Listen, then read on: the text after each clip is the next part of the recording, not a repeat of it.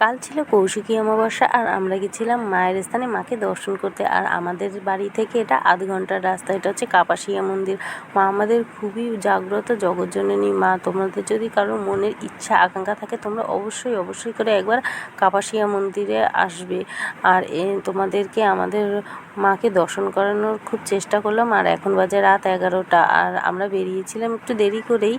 তো আর সারা রাত ধরে যেমন আজকে লোক আসবে। আর আজকে এখনও পুজোটা এখনও শুরু হয়নি, এখনও কেবল ডালি নিচ্ছে। তো আমি যে জায়গাটা দাঁড়িয়েছি সেটা হচ্ছে মায়ের যোগ্যস্থানে দাঁড়িয়ে তোমাদেরকে আমাদের মাকে পুরো দেখানোর চেষ্টা করলাম। আর এখনও প্রচুর কাতারে কাতারে লোক ঢুকছে, কিন্তু যতই লোক আসুক না কেন মাকে খুব সবাই শান্তভাবে দেখতেও পারবে আর ভালোভাবে পুজোও দিতে পারবে। তো পুরো ভিডিওটা নিয়ে খুব শীঘ্রই আসছি। তো আজকে দেখো মায়ের পুরো মন্দিরটা।